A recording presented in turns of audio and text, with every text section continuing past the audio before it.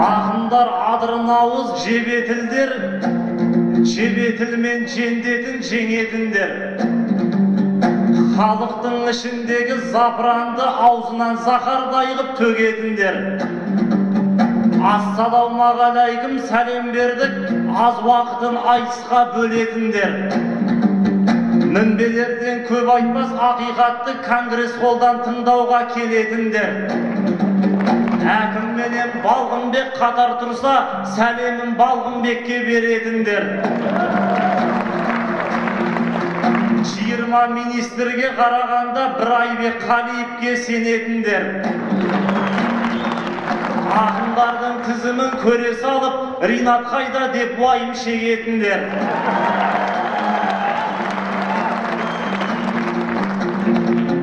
Қаптаған пайдасы жоқ жиналыстан айтысты мың есе артық көретіндер.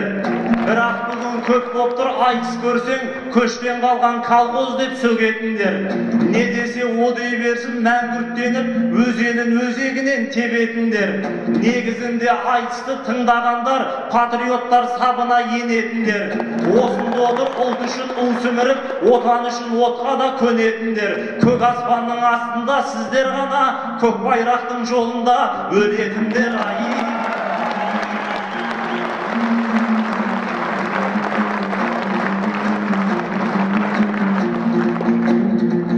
Ереке, сізде яқын барма бұл күн. Әрдайым қатарыңнан алда жүрдің. Айтыс үшін арнайы білім алдың ақындар мектебінде ауданыңның. Жалғасы Астанадан табылмап бет ақын болсам деген ақ арманыңның. Арнайы айтыс деген оқу ашып Мырзекең басын қосты сандарыңның. Өзіңде сол тәмамдап мамандықты кәсіби ақын болып аңғарылдың. Ақын деген қып-қызыл диплом алдың, қолынан Мырзатайдай нарғалымның. Сіздікіндей мамандық ешкімде жоқ, бәрін шолып шықсаң да жан-жағыңның. Мен бірақ өзіңізден жасқанбайын, қуаты тасып тұр ғой қанда жырдың. Сіз секілді кәсіби болмаса да табиғи талантыма тәубә қылдым. Қолыма қызыл диплом алмағанмен қызыл тілі қылыштай балаларыңмын. Ақын деген ағадал құжатымды анамның құрсағында алған ұлмын.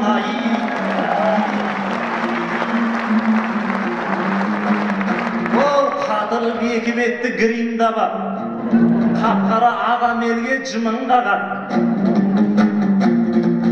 Жәнібектің ағасын айтты жүкен, кеудеңе қуаныштың гүлін қадап. Мен сізді шын жүректен құттықтаймын, өйтпесем болар ұлттық ұғымға жат.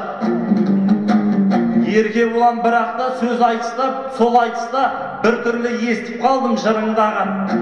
Жастармен айтысқаннан шаршадым деп біздерге танытыпсың қырын қабақ. Шаршасаңыз демалмай нағып жүрсіз, қашан менді нервіңіз шығын болады. Жастардан шаршадым деп жыласаң да жастың бірі Жандарбек жүгің болады. Мен түгіл осы айтысқа келіп тұрған ақынның тең жартысы інің болады. Менен өтіп кетсең де қарсыласың Мейірбек әсет яки сырым болады. Жас бөлтіріп қаптаса жан жағынан дәу түйенің тізесі діріл қаған. Онсыз да шаршап тұрған дәу түйені бөлтіріп мерт қылмай ма ырылдап. Жастармен айтысуға қамдана бер, қанжардай келіп тұрған тілін қадап. Бұған дейін көргенің ештеңе емес, шаршағанның көкесі бүгін болады.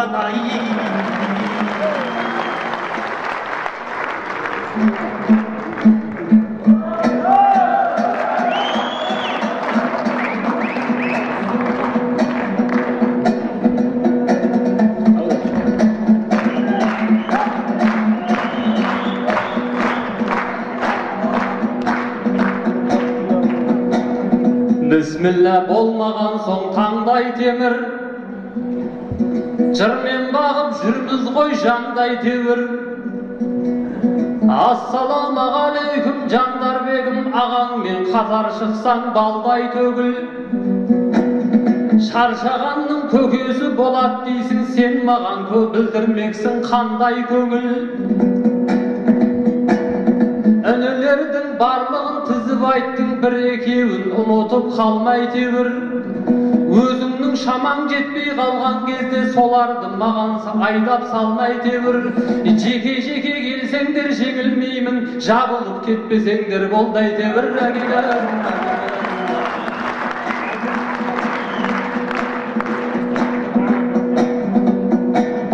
Атадан ұл болмасам асып туған, несіне мәртін өрдім ашық қылғам. Ассалаумағалейкум сәлем бердім ағайынға құшағын ашып тұрған. Әріректен бастайын әңгімені, тарихымнан сыр шертіп тасық тұрған. Ұлытау қазағымның ордасы еді кезінде елдің басын қосып тұрған. Жайлауда жақындасып келеді екен қырық ру, қыстақтағы қашық тұрған. Бабасы хан сайласып бата беріп баласы ақсарбастан асық буған. Содан бері қаншама ғасыр өтті, ғасыр саны 20-дан асып тынған. Астана бүгінгінің ұл ордасы Ұлытаудың орнын басып тұрған. Елордаға айналған күннен бастап бірліктің төр екенін рас ұқтырған. Алматыдан көшіп кеп көпшенеунік арқада салтанатын ашық құрған. Арқалық торғай менен қорғалжыннан қазақтар көшіп келіп кәсіп қуған. Ағылып батыстан да шығыстан да қалың ел қараөткелге көшіп тұнған. Оңтүстіктен ормандай ел жұрт келіп базардың берекесін тасыттырған. Сол көшпенен ілесіп мен де кебем, Құдай маған сондай бақ нәсіп қылған. Астанам менің алғаш махаббатым 18-де өзіне асықтырған. Армысың арқадағы ару қалам, мен түгіл патшаны да ғашық қылған.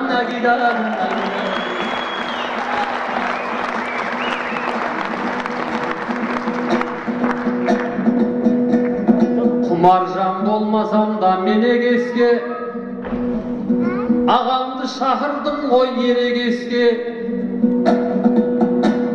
Төркініне барайық әңгіменің, бұл өзі айтыстың бір жол емес пе? Мырзекеңді айтқанда ең әуелі түседі Жамбыл менен Кенен еске. Соларды өмір бойы зерттеймін деп қара өлеңнің қайғысын жедемес пе? Қылышынан қан тамған КСРО-да айтыс үшін айқасқан беделесте. Бір күнде үш ақынға атақ беріп Советті дірілдеткен ер емес пе?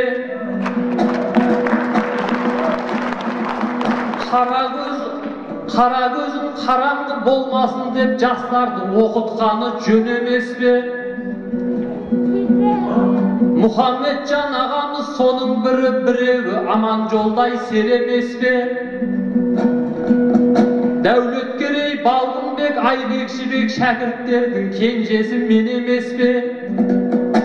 Айтыс деген факультет ашып берсе төленерге сіңірген тер емес пе? Қолыма қызыл диплом ұстатса егер 4 жылдық еңбегімді ел емес пе? Анадан ақын болып туғаныңмен білімсіз бір дүниең кем емес пе? Сенің оқығаныңды білеміз ғой, сонда қалған қағазың көк емес пе? Ерманып ректорыңа екі барып сүйрелеп оқытқаны сен емес пе? Есегің судан өтіп алғаннан соң есіріп ескегіңді бөлек ес пе? Мырзекеңде жүкеңде осында отыр айтыс деген солардың төр емес пе? Бейнеттің зейнеті бар дейді қазақ, біздің ел біліп айтар ел емес пе? Қызыл шеке болып жатсақ сен екеуміз, қызығын көрді деген сол емес пе?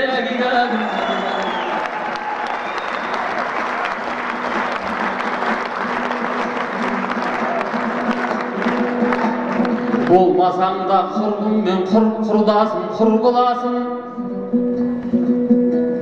Айтыста сен едің ғой тұрғыласың. Көптен бері қолыма түспей жүрен ағаң сенің мойныңды бір бұрасың. Ерке тотай ақынның біреу едің, түнде тұрып ішетін күндік асың. Біреу тисе әкеңе айтып барып, әкең тисе шешеңе жыр қыласың. Erkekten men айтсаң салғыласып, қыздар менен айтсаң сындырасың. Кәрима мен айтсаң кәйіп болып, Ақмарал мен айтсаң гүл қыласың.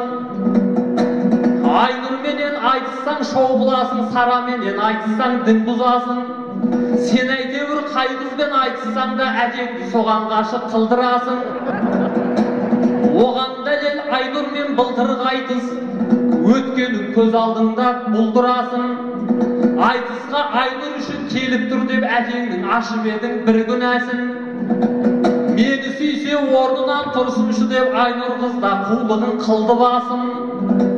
Орнынан отырғызып бір тұрғызып қалың елдің мойнын бұрғызасың.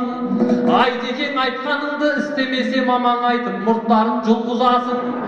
Тоқылдаса тоқалап беремін деп байқұс шалдың аузын жым қыласың. Дәл сендей сайқымазақ көргенім жоқ, шоу үшін әкеңді де құл қыласың. Бүгінгі қарсыласың мен боп тұрмын, сен енді сценарийді бір бұзасың. Қасыңда Айнұр да жоқ, Сара да жоқ, әкеңді енді қайтып тұрғызасың.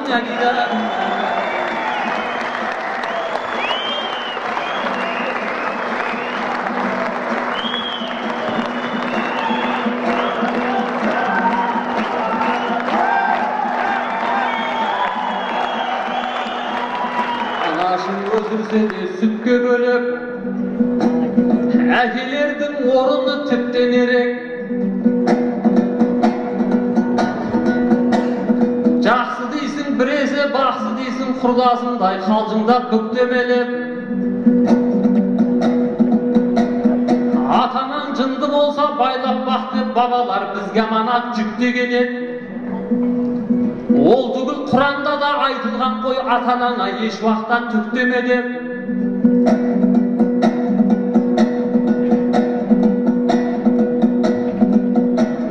Аузында Алласы бар жан болсаң да қателік көп жасайсың үстемелеп.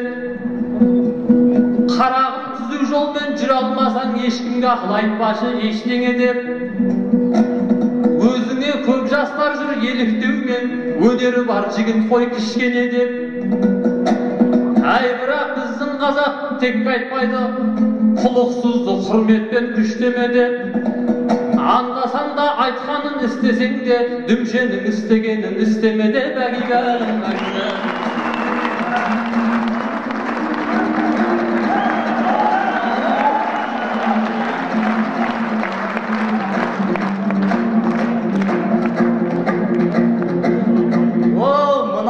Амантайдай аттандаған,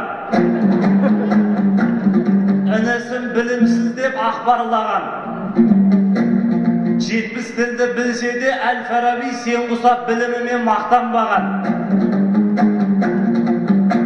Сократ білмейтінім көп екен деп көп білсе де ешкімге шаттанбаған.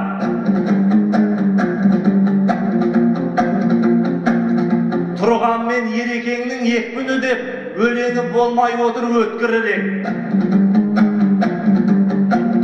Көк диплом деп көк түсті жақтырмайды, ол менің желбіреген көк туымен.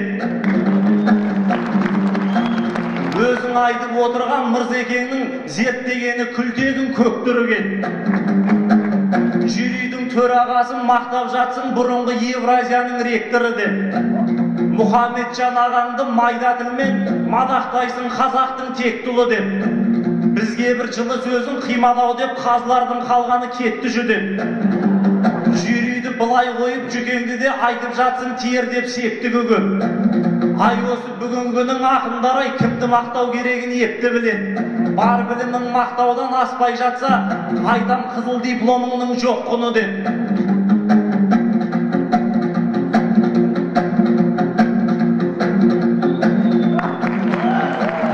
Жандарбекке тап болсаңдар, болмайма әкемді айтып шатпасаңдар.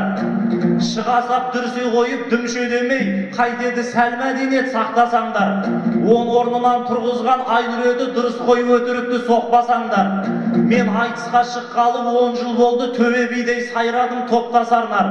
10 жыл бойы әкеммен шешемді айтып ауыратым бопсыңдар айтпасаңдар. Бұл әзілдің сұрогы өтіп кетті, қайтеді езе бермей тоқтасаңдар. Мына халық жалықпай қайтсын енді бір сөзді табаурын қып таптасаңдар. Айтыс айтыстың мәні кетті деп сынап жүр жан ашып бұл өнерге жақтасарлар.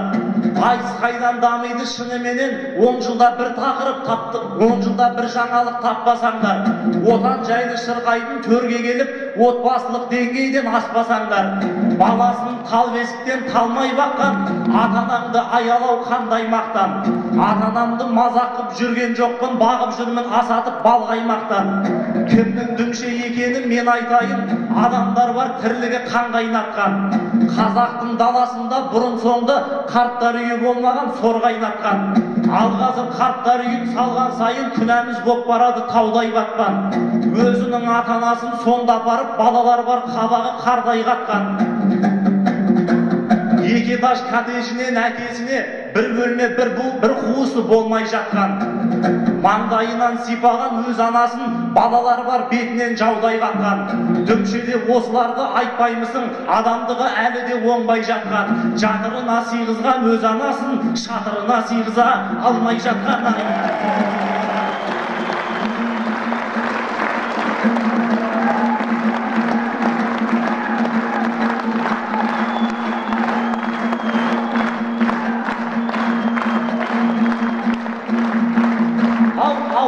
Қасиетті топырағы қадірі кетіп қаңсып тоқырады. Менімен қызыл шеке болғаныңша уайымдатсын сен елдің ахуалы. Күні қараң болып тұр қанша ауылдың таба алмай ауыз сумен отын әлі. Көктем келсе белшіден бетпе батпақ кешіп балалар оқуында опынады. Бірақ сол ауылдардың патша келсе гүлденіп шыға келеді атырабы. Өйткені елбасымыз келер кезде әкімдер таңды көзбен атырады. Басқа ештеңе тындыра алмаса да показуха дегенді қатырады. Алдын ала жаттатып айтар сөзін шапан киген шалдарды шақырады. Ұстаздардың қолына туыстатып келмей қалса қиылады ақылары. Жалған ұран жаттатып шеттерінен оқушыларға дәріс оқылады. Елбасы өтіп кеткенше базардағы азық түлік арзанға сатылады. Патшаның парасатты сөзін жазып гүлдендіріп қояды сахнаны. Әкімдерде халыққа әкіреңдеп қарсы келсен қабандай жапырады. Сценарийда жоқ сөзді айта қалсан бастарыңды кесем деп бақырады. Елбасы кете салы халық байғұс бейшара халге түсіп ақырады. Ал әкімдер патшадан құтылдық деп бас мүжіп банкет жасап отырады. Қайран менің елбасым осылардың кесірінен бәлеге шатылады. Патшаның нұрлы жолын кірлі жол қып осындайлар былыққа батырады. Мың адамды алдап жүрген ессіздерге нұрағанды алдай салу не тұрады. Осылай қайран біздің ауылдардың айтылмай жүр зарымен запырады. Көз бояғыш әкімнің кесірінен көзінің сорасы ағып жатыр әлі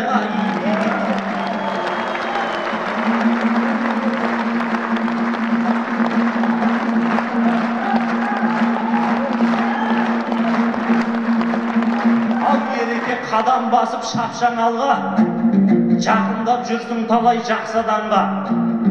6 жыл бұрын сізбен айысыппын, оң солды танымайтын жас болғанда.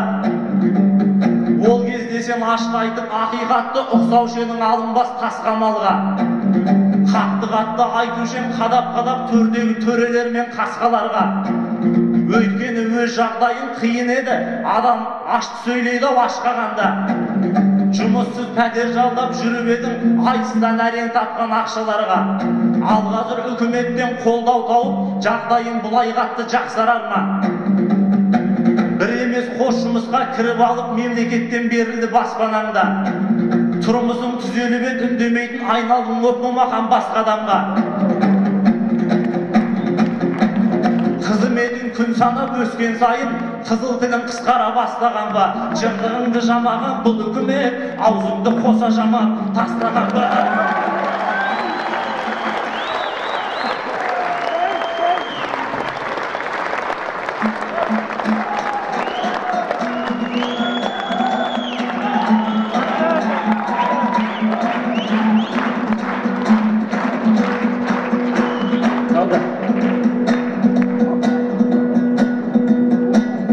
Айқаймен шуға көп астананы, інімнің қату қолдау қасқабағы.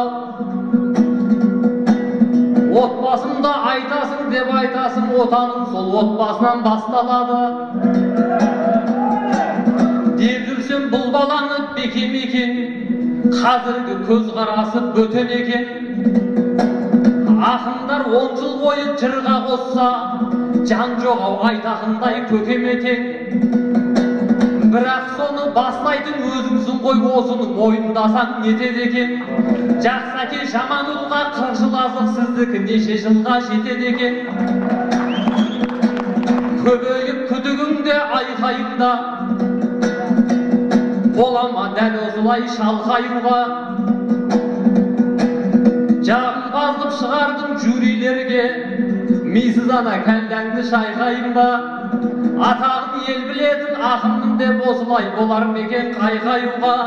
Мен айтсам жақсылардың ісін айттым, мен түгіл бағалаған байтағымда.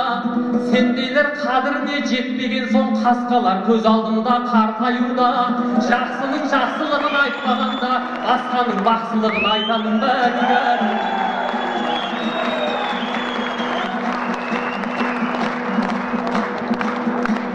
Бауырым сөйлесең де не түрленіп, қадірлі қар өлеңнен кетірме ғып.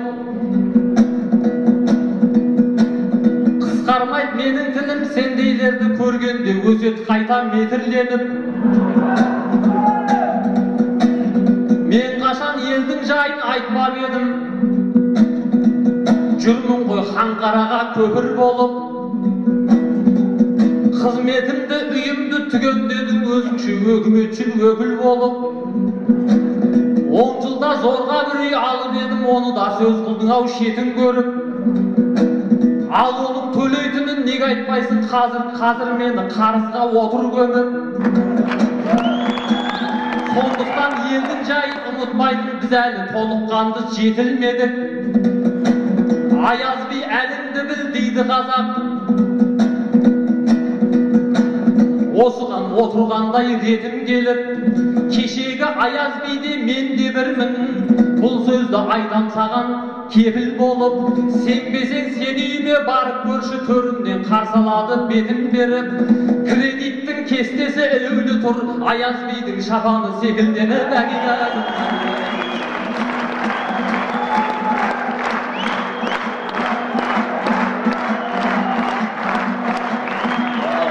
Сен болмасаң балаңдай бір, сөйлейін сахнадан бабамдай бір. Мақтадай бұлқылдатып алғаным азық болар маған қайбір. Мәселе керек болса мен айтайын бауырым, сен де оған алаңдай жүр. Бұл күндері жастары Астананың өз ошағын өздері жаға алмай жүр. 2 күннің бірінде көшіп қонып, сәбиінде дұрыстап баға алмай жүр. Пәтердің иесінен қорққанынан бір-біріне қонаққа бара алмай жүр. Болса да мемлекеттік бағдарлама танысы болмаған соң ала алмай жүр. Департамент өткізсе банк шығады, төлем қабілеттерін санардай бір. Азын аулақ айлығы неге жетсін, ескі құсты қарызын жаба алмай жүр. Мен құсап әугірімде үй алғандар балконының есігін таба алмай жүр. Өйткені өкіметім салған үйлер 5 обадан кейін-ақ оңалмай жүр. Елбасының жолдауы жақсы болды, жастардың үміт отын жағардай бір. Құрылыстың көкесі бұрын болған, сенбесең тарихыңды бағамдай біл. Қарахан Қожа Ахметтің кесенесі 7 ғасыр, сапасы жоғалмай жүр. Солардың материалын ұстап көрсең, әншейін кесекпеден сабандай құр. Қайтейін дәл қазіргі құрылысшылар сол кешегі бабадай бола алмай жүр. Кесек түгіл таспен де темірмен де қазықтарын дұрыстап қаға алмай жүр. Ақсақ темір салдырған құрылысты аяқ қолы бүтіндер сала алмай жүр.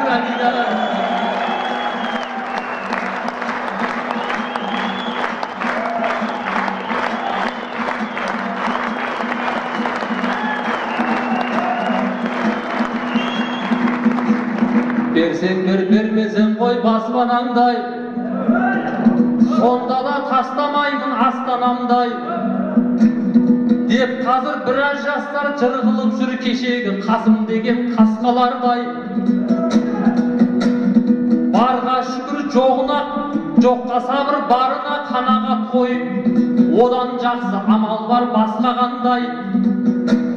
Жер бетінде бізден де басқа елдер бар, өмір бойы маңдай бағын ашпағандай.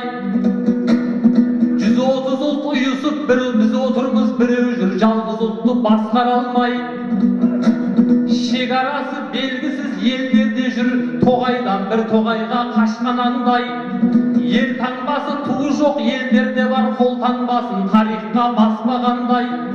Бұл қазақ өлгенге де ас береді, біреу жүр тірісіне астап алмай.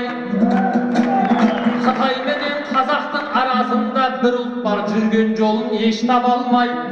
Саны бізден екесе көп болса да, сапасы баяғыдан аспағандай. Мен осыны көргенде шүкір деймін, бірлігіміз екен қой тасқамалдай.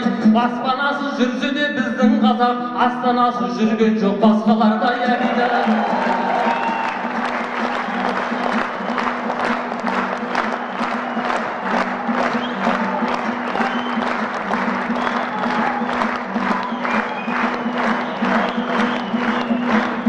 Жандарбек бірде түскен тайқұлым еді,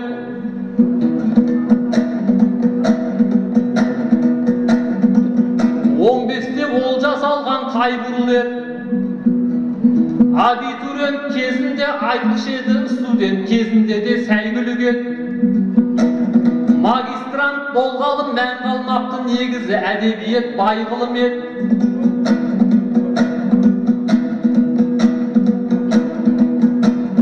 Өткенменен кеткенді қозғадың ғой, мен айтсам сенің жайың жай білінеді. Алматыдағы айтысың есіңде ме, 2009 беті қай жылың еді? Астанан ақиқаттың моласы деп теңеумен айтып едің қайғылы боп. Сол молада өзіңде тұрып жатсың балаңда, сонда туды ай күні кеп. Алматыда басқаша сайрайсың да, Астанада сөйлейсің жай жылы кеп. Айтқыш болсаң сен өзің неге айтпайсың? Жүрсің ғой алталашқа әйгілі боп.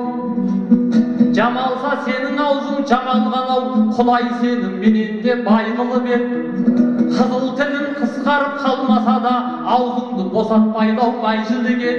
Сүйінбайдан дарыған сүйір тілді, жіпсіз байлап тастаған қай құдірет әгиға.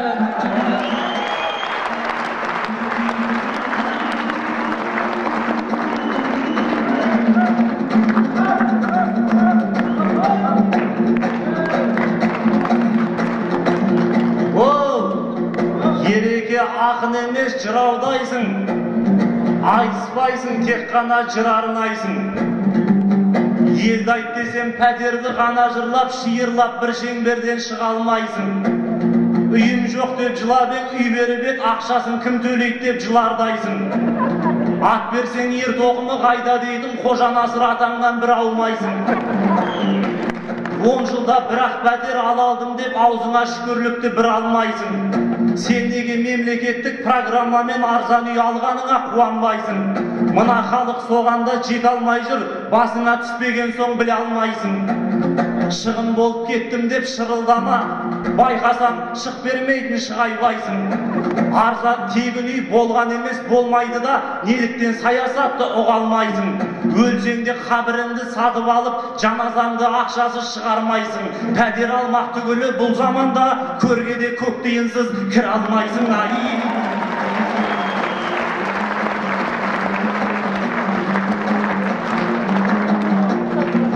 Ол ереке мынаны айттың, ананы айттың. Қолма-қол келеді сізге жауап айтқым. Алматыда айтылған бір сөзімді 2009 деп санап айттың. Сасқан үйрек артымен жүзеді деп айтыста өзім айтқан болан айттың. Кім айтты мен? Ал енді кемістігін айта қалсақ, кеседі керексіз деп сынау бұлай. Айтысты экраннан көрген халық өкпелеп бізден шындық сұрауды-дай. Елді неге айтпайсың деп өкпелейді, күндіз түні билікті ұран қылмай.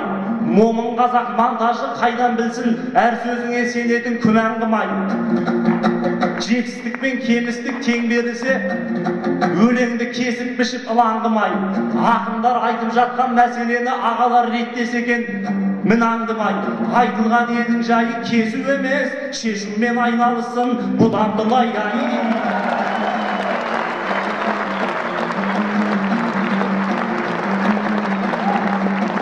Ол айналайын ереке, қар өлеңнің зергері, арулар тіккен кестедей өлеңіңнің өрнегі.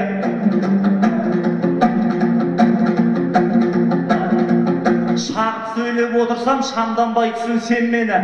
Шабытыңа май құйып лаулатайын деп едім өлеңнің отын сендегі.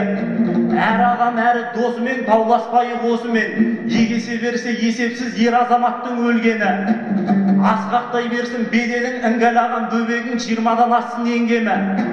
Балам балдан тәтті деп, немерем жаннан тәтті деп, анаңның қолын былғасын ұл қызыңның жөргегі. Бақ берсін Алла басыңа, кредитім бар деп жасыма, 12 мүшең сау болса Құдайдың сол ғой бергені. Қазағым сенде аман бол, зерек туған зерделі. Мамыражай заман боп, ел тыныш елбас аман боп, қаршылай берсін алдыға мәңгілік елдің керуені. Мәңгілік болсын тілерім, тұрақтылығың елдегі, еркіндіктің тойында, еркесілдің бойында. Ақ жүрегімнен айтылған ақ тілек осы мендегі уайым.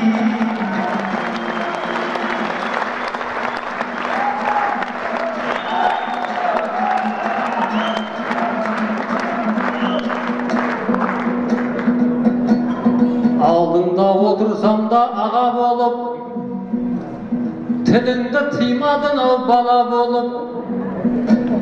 Ананы мынаны айттым деп айтасың, алыпсың шумағыңды жаман өріп. Біз қашан үй сыртынан сыбырладық, отыр ғой өнерімді қала көріп. Бетіне айтқаныңнан пайда бар ма, шаруаңды шеше алмаса шама келіп. Өз бойыңнан табылса өз міндерің, айтқан боп шықпай ма жала болып. Мысалы бірлік дейсің дағы, отырсың менмен аузың ала болып. Пара жайлы айтқанмен гай ұстаса, өзіңде құтыласың пара беріп.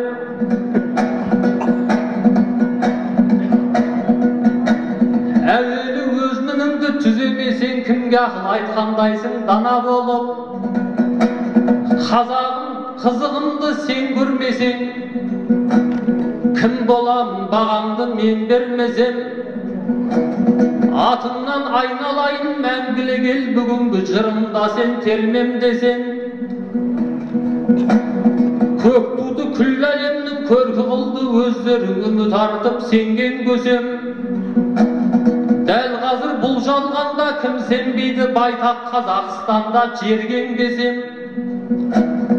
5 Франция сиятын даламыз бар, 10 Жапония сияты ол кем десең. 1000 Қытайдың үйінің орнындай бір қазақтың атына берген көшең. Ғаламшардың жартысын орайтындай шекараның сызығын шеңберлесең. Бірақ та мұның бәрі мансап емес, қазағым кергетерсің кердең десең. Далаңның дархандығы қайда қазақ төркін деп келгендерге төр бермесең. Отанның кеңдігінен опа болмас оралманға 10 соттық жер бермесең. Аңшы адам түгіл жылқыда қоразына үйірсек деп келмейді ау жем бермесең. Шыққанда аламан мен бәйгі алдымнан, қызыл тіл немдаяйын қайран жырдан. Мәңгілік ел болуды мақсат қылып, амандық күткен елміз айдан жылдан. Бұл күнде жердің беті қулық, сұмдық, адамдық, абыройды айран қылған. Теледидар тетігін басып қалсаң, жаңалық естімейсің жайландырған. Украин досымды уайымдаймын, ел аман, жұрт тыныштан майдан құрған. Зияның салқыны бізге жетті төрінде, келімсектер сайран құрған. Таяу шығыс таяуда бітпейтіндей, панасыз пенделерді ойран қылған. Игештеген тағы да үйім шығып, жанкешті жинап жатыр ойдан қырдан. Солардың бетін бұлай аулақ қылып, қазақтан арылмасын мейрам думан. Бұл күнде мемлекет көп жер бетінде, қалаларын моладай қайғалдырған.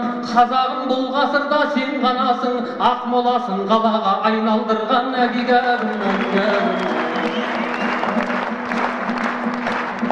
Атыңды тартсаң енді тыя басын, осы жерден тоқтайын ярасын. Жандарбек сен де астана, мен де астана, өкпеге мені қалай қияласың. Артық айтқан сөзімді кешірерсің, қасқырда тістеп ойнар ұяласың. Бағана үй жайында сөз қозғадың, енді соған көп болсын зияратың. Талайға тұрақ болған тар бөлмеме сыйласып келсең, сен де сыяласың. Ағайын осыменен сен де аман бол, қиялың алыстарды қияласың. Ұлдарың ту көтерер ұлық болып, қуансын отан деген ұланасың. Келіндерің шетінен батыр болып, көбейтсін декреттің жиярасын. Әйтпесе дәл мынандай байтақ жерде 10 миллион болуға ұяласың. Айтыс деген Алланың сыйы ғой, осыған келісерсің иялашың. Айтарыңды өлеңмен айтқан кезде қазақ боп туғаныңа қуанасың. Қазағың қуанышың ұзақ болып, көк байрақ мәңгілікке құламасын. Аузыңнан аттан деген айғай шықпай, сүйіншілер жалғасын, ұярасын.